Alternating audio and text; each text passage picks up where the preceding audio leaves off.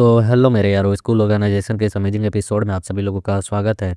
तो जैसा कि हम सभी लोगों ने लास्ट एपिसोड में देखा था कि जिन और ओमी के बीच में फाइटिंग चल रही थी, जहां पर ओमी ने एक क्रिटिकल हिट मारकर जिन को सीधे गिरा दिया था और वह आखिरकार वह मैच जीत चुकी थी और वह खुशी के मारे रोने लगी थी। फिर इस एपिसोड की शुरुआत में हम देखते हैं वह थोड़ी सी खामोश हो चुकी होती है और वहाँ मौजूद ऑडियंस कहने लगती है, नहीं बिल्कुल भी नहीं, क्लास बी के लड़के बात कर रहे होते हैं। आखिरकार क्या हो रहा है, क्लास वो ए से वह बंदा हार गया, वो भी एक लड़की से। क्या मैच यहाँ पहले से फिक्स किया गया था, कौन जीतेगा कौन हारेगा?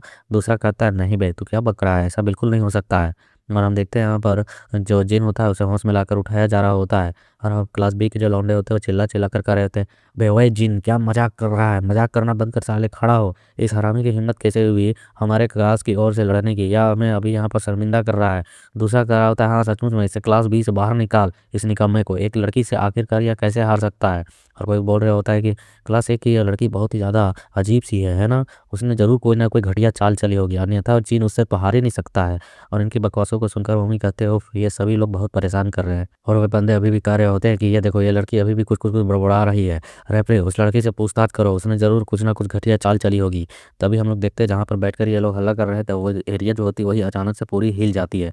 और हम इसका कारण देखते हैं कि ताकेरू होता है, उसने गुस्से में ऑडियंस में बैठे जो लोग होते हैं उस ओर की दीवार पर एक जोरदार हिट मारी होती है और वह कह रहा होता है कि जो जिन और ओमी है उन्हों का यहाँ पर अपमान करना बंद करो तुम लोग, उन दोनों ने यहाँ पर निष्पक्ष और ईमानदारी से लड़ाई लड़ी है, उनका इस तरीके से आलोचना करना बहुत ही ज़्यादा खराब है। इस बार जो नात्सुमे ओमी थी वह सचमुच में बहुत ज़्यादा स्ट्रॉन्ग निकली, उसने यहाँ पर ईमानदारी से फाइटिंग की है, इसलिए जो रिजल्ट है उसे सम्मान से एक्सेप्ट करो। यहाँ पर विजेताओं और हारने वाले दोनों पक्षों का एक सही तरीके से व्यवहार तुम लोगों का होना चाहिए। और वो सीरियस फेस बनाकर कर रहा होता है, जीने का यही तरीका है, हारने वाले और जीतने वाले दोनों का हमें सम्मान करना चाहिए। उसके बाद जो ताकेरू होता है वह टीचर की ओर झुकते हुए कहता है कि माफ़ कर दीजिएगा टीचर, इस जगह की जो तोड़फोड़ हुई है उसकी जिम्मेदारी मैं लेता हूँ, इस दीवार को मैं ठीक करवा दूंगा। तो जो टीचर होते हुए कहते हैं, नहीं इसकी ज़रूरत नहीं है, यह काम मुझ पर छोड़ दो, और फिलहाल जो तुमने कहा और इन लोगों को शांत किया उसके लिए थैंक्स। फिर हम देखते हैं जो सेंसे होते हुए कह रहे होते हैं, जैसा कि मुझे इस ताकेरू बंदे से उम्मीद थी। तो यहाँ वो चीज़ होता है, वो कहता है कि सबसे इम्पोर्टेंट बात है टीचर, अगली बारी किसकी होगी, क्या अगली फाइट के लिए जी आने वाला है, और क्या यह अभी भी जो नात्सुमे ओमी है उनसे लड़ पाएगी, क्योंकि वह पूरी तरह से घायल है। और हम देखते हैं वहाँ पर जो ओमी होती है वह अभी भी लड़ना चाह रही होती है और वह जो मैच होता है अगला मैच के लिए अनाउंसमेंट चल रहा होता है कि जो नेक्स्ट मैच है हुआ यहाँ नात्सुमे ओमी और क्लास बी के जी के बीच में है। और जी भी एरिना में पहुंच चुका होता है, फाइटिंग पोजीशन लेते हुए कह रहा होता है, अगर संभव हो सके तो मैं तुमसे एक बात करना चाहता हूँ, तुम्हें यहीं पर सबसे पहले हार मान लेना चाहिए, उसके बारे में तुम्हारा क्या ख्याल है? क्योंकि मैं किसी भी लड़की के खिलाफ दिलचस्पी से फाइट नहीं कर पाता हूँ, और दूसरी बात घायल व्यक्ति पर मैं वार नहीं करता हूँ, और तुम उन दोनों ही कैटेगरी में आती हो। यह सुनोमी कहती है कि अच्छा, मुझे तो ऐसा बिल्कुल भी उम्मीद नहीं था एक होकाइडो ग्रुप मेंबर से, आखिरकार तुम्हारे जैसा व्यक्ति इस तरीके से मीठे मीठे बातें क्यों कर रहा है, अब तुम्हारे बातों को सुनकर हंस हंस कर मेरे दांत दर्द दे रहे हैं। और वह मुस्कुराते हुए कह रही होती है, लेकिन इससे आपका कोई लेना देना नहीं है कि मैं लड़की हूँ या फिर घायल हूँ, मैं अभी भी लड़ सकती हूँ और तुम्हारे खिलाफ मैं अभी भी लड़ूंगी, मैं बिल्कुल फिट हूँ।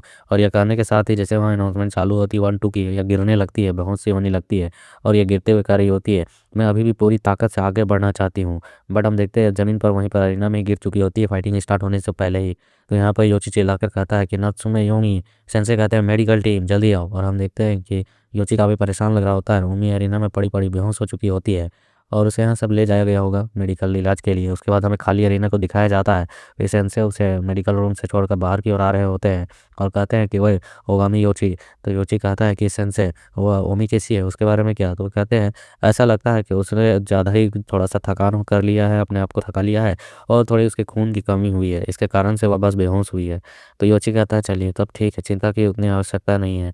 और फिर हमें यहाँ पर अरीना का सीन दिखाया जाता है जहाँ जी देख रहा होता है योशी की ओर, और बताया जा रहा होता है अगला बैठक मतलब अगला फाइटिंग मीटिंग स्टार्ट किया जाता है, अब जो अपोनेंट है वह अरीना में आ जाए। और योची यहाँ पर अरीना की ओर जा रहा होता है, सेंसे कर रहे होते हैं, वो योची नात्सुमे ओमी ने तेरे लिए एक मैसेज भी डाला है। तो ये सुन वो पलट कर देखता कहता है क्या उसने आखिरकार क्या कहा है? तो इस तक आवाज़ आती है कि उसने कहा है, ओए फ्यूचर प्रेसिडेंट, तुझे यहाँ पर बिल्कुल भी हार नहीं मानना है ओगामी कुन और योची, जब तक तू लोगों को हरा नहीं देता है तब तक तुझे मैच के उस अरीना से नीचे नहीं उतरना है, सबको साबित करना होगा दिखाऊँगा कि तू ही है आने वाले फ्यूचर का रियल प्रेसिडेंट, समझा ना? वरना मैं तुझे माफ़ नहीं करूँगी। और इन डायलॉग को सुनने के बाद योची कहता है, ओह! यह लड़की सचमुच में, और वो अरीना की ओर बढ़ते हुए कह रहा होता है, तो जो यह नात्सुमे ओमी है वो बहुत ही खतरनाक है। मुझे उसकी बातों को नहीं टालना चाहिए। मैं बर्दाश्त नहीं कर पाऊँगा उसके मुसीबतों को। इसलिए मुझे यह मैच तो जीतना ही होगा। और हम देखते हैं उस जी को जो कह रहा होता है, क्या नात्सुमे ठीक है? तो यहाँ योची कहता है, हाँ, वो तो ठीक है। चल अब हम अपनी फाइट स्टार्ट करें। काउंटिंग चल रही होती है 3, 2, 1 करके, और ये अपने फेस में हाथ रखते हुए हँसते हुए कह रहा होता है कि यह सुनकर मुझे अच्छा लगा। अब मैं यहाँ पर फ़ोकस करके तुझसे फाइट कर पाऊँगा। अब इस पल का मुझे बेसब्री से इंतज़ार था। चलो इसे स्टार्ट करें। और जैसे काउंटिंग 1 खत्म होती है, यह अपने आँखों को खोलता है, कहता है कि बिना समय बर्बाद किए, और इसकी आँखें अचानक से एक एनिमल की आई जैसे कुछ लग रही होती है और चमक रही होती है। और हम देखते हैं कि अब बहुत ही तेज़ी के साथ बहुत ही स्पीड में रिएक्ट करता है। योची बिल्कुल सावधान वहीं पे खड़ा ही होता है, और वह अचानक से अटक पड़ जाता है, और वह बंदा अटैक करते हुए खड़ा होता है। एक दूसरे की ताकत को एक दूसरे के सामने एक सही तरीके से स्ट्रिक्ट तौर पर अटैक करना, और वहाँ पर योची पर सीधे एक हमला करता कहता है, यह मेरा बाक्युगी स्टाइल हंटिंग स्टैंस है। और हम देखते हैं उसके उस वार से वजह से योची पीछे हटा होता है, बट योची ने भी किक से उस बंदे पर वार कर दिया होता है, और यह बंदा उसके उस वार को अपने बियर क्लॉम्प अटैक से रोका हुआ होता है। और जो योची होता है वो पीछे खुद को संभालता ही है, और यह बंदा तुरंत ही जंप लगाकर एक फॉक्स डेक्स अटैक करते हुए तेजी के साथ योची की ओर बढ़ते हुए उसे गिरते वक्त ही उस पर एक जोरदार किक अटैक मारते हुए कहता है कि ईगल क्लाउन। और यह ईगल क्लाउन अटैक के साथ योची अपने मन में कहने लगता है, फील करते हुए, आखिरकार इस बंदे में क्या तेजी है, यह बहुत ही खतरनाक तरीके से फास्ट है। इसके प्रत्येक हमले में एक डीप अटैक छुपा हुआ है, मतलब कि एक घायल कर देने वाला अटैक, इसे सही तरीके से अपने बॉडी पर ना लिया जाए तो। और इससे भी बढ़कर, और हम देखते हैं वो बंदा फिर से एक अटैक करता है जो कि डियर एंटलर होता है, मतलब कि हिरन का सींग। और इस तरीके के अटैक उसके सीधे फेस पर किया होता है, जिसकी वजह से योची की फेस पर थोड़ी सी कट भी पड़ती है।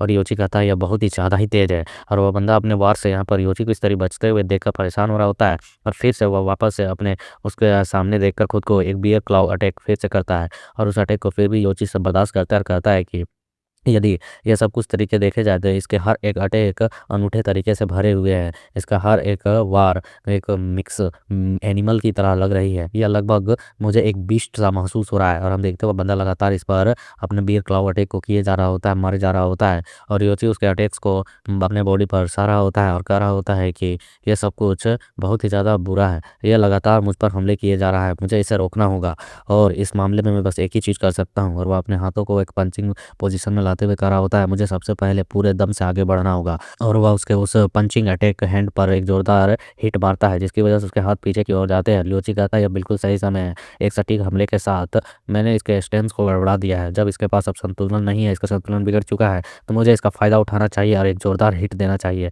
और हम देखते हैं योची का एक जोरदार पंच सीधे इसकी ओर बढ़ रहा होता है। योची कर रहा होता है और भी अधिक शक्तिशाली और एक जोरदार स्ट्राइक सीधे इसके फेस पर, और हम देखते हैं योची का यह लो का स्ट्राइक होता है। और इसके बावजूद भी यह बंदा इतनी तेज़ी से रिएक्ट किया होता है कि योची के लो का स्ट्राइक के बावजूद यह बंदा झुककर नीचे बच चुका होता है। और इतने ही समय में जैसे ही इसका पंच यहाँ पर योची का रुकता है, उसी के साथ ही पल भर में यह बंदा वापस से खड़ा होकर योची के फेस टू फेस आ जाता है। और यह सीन देखने के साथ ही योची घबरा कर तुरंत ही पीछे की ओर हट जाता है, और कहता है कि 1 मिनट, आखिरकार ये रफ्तार, ये चीज़ क्या थी? यह इंसानी तौर पर मुमकिन ही नहीं है। मैंने जो स्ट्राइक हिट की है और वो जितनी तेज़ी से रिएक्ट करते हुए उस हिट से बचा है, डैम! आखिरकार इस बंदे की यह हरकतें, ये इसके जो फाइटिंग पोजीशन स्टैंस से पहले ही मैं उनसे परेशान था, और साथ में ये अब इसकी रफ्तार ये बिल्कुल भी हम उससे तालमेल नहीं खाती है। मैं इसका सामना आखिरकार कैसे करूँगा? बट हम देखते हैं इस बंदे को जो अपने हाथ को उठाता है और कहता है कि मैं यहाँ पर हार मानना चाहता हूँ। मैं क्लास बी का रियोजिन इस मैच से हार मानता हूँ। मैं यहाँ पर इसे फॉरगेट करता हूँ, और हम ये बताता है कि मैंने यहाँ पर कुछ चीज़ सेंस की है, मतलब कि गड़बड़ी की है, जिसकी वजह से मैं इस मैच से बाहर जाता हूँ। इस बंदे ने उम्मीद नहीं की होती कि मैं इस तरीके के पावर का इस्तेमाल इस जैसे लड़के पर करूँगा, इस जैसे फाइटिंग अरीना पे। हर किसी के अपने जो होते हैं हिडन कार्ड्स होते हैं, वो हर जगह शो नहीं करना चाहते हैं, और इस बंदे ने भी अपनी रफ्तार थोड़ी सी शो की ली होती कर दी होती है। और योची इसके बकवासों को खामोशी से सुन रहा होता है। बंदे भी क्लास के कह रहे थे, क्या ये बंदा लड़ना ही नहीं चाहता है? आखिरकार क्या हुआ? और हम देखते हैं यहाँ पर जो योची होता है वह कहता है, ओए आखिरकार क्या तू मेरे साथ मजाक कर रहा है? तुम हार ना मानना चाहता है, इसका मतलब क्या है? तो यहाँ पर वह कहता है कि मैं बिल्कुल सही कर रहा हूँ, मैं यहाँ पर हार मानना चाहता हूँ, मैं इस मैच को छोड़ना चाहता हूँ। तो योची कहता है, आखिरकार इतनी जल्दी क्यों? अभी तो मैच स्टार्ट ही हुई थी। क्या तेरा कहने का मतलब है कि मैं तुझसे लड़ने के लायक लायक नहीं हूँ जो तू मैच से बाहर जा रहा है? तो वह कहता है कि नहीं, बिल्कुल नहीं, इसके जस्ट अपोजिट। और वह बताता है कि मैंने तुम्हारी ताकत को पहले ही पहचान लिया है, इसलिए मैंने पहले ही फैसला ले लिया बिना खुद को नुकसान पहुंचाए। यह सुन योची कहता है, क्या तू मुझे यहाँ पर हंसाने वाला है? सिर्फ तू मेरे कुछ हमलों से मेरी ताकत का पता लगा सकता है? तो वह कहता है कि हाँ, वेल, मैं तुझे एक बात बता देना चाहता हूँ, मेरी जो ये आँखें हैं एक बिस्ट आई है, मतलब कि एक तरीके से शिकारी की आँखें हैं। यह मिनटों में किसी की ताकत और कमज़ोरी का पता लगा सकता है, इसलिए मुझे यह पहले ही फ़ील हो चुका था। मेरी शिकारी इन आँखों ने पहले ही मुझे बता दिया कि मैं तुझसे हारने वाला हूँ, इसलिए मैंने पहले ही अपने इंटेंट की मदद से, अपने सेंसेस की मदद से इस मैच से बाहर जाने का फ़ैसला लिया है। साधारण सी बात है, जब मैं तुझसे लड़ रहा था तो मेरी जो कॉन्फिडेंस थी वह चीख-चीख कर मुझसे बता रही थी, अगर मैं इसी तरीके से लगातार तुझसे लड़ता रहा तो जो मैच का रिज़ल्ट होगा वो काफ़ी बुरा होगा। यहाँ पर मैं एक शिकार और तू एक शिकारी की तरह लग रहा था। तेरे साथ फाइट करते वक़्त मेरी सेंसेस मुझे यही कर रही थी। बेशक अगर हम इसी तरीके से आगे लड़ते रहते तो मैं तुझे भी चोट ज़रूर पहुँचाता, बिना घायल किए मैं तुझे नहीं छोड़ता। लेकिन अगर मैं इस तरीके से आधे-अधूरे मैच को खेलूँ जिसमें मैं हारने वाला हूँ और तुझे घायल कर देने वाला हूँ, तो उसके बाद तेरी फाइटिंग हमारे रिप्रेजेंटेटिव से होगी, जो कि उनके लिए, सम्मान के लिए बहुत ही बुरा होगा।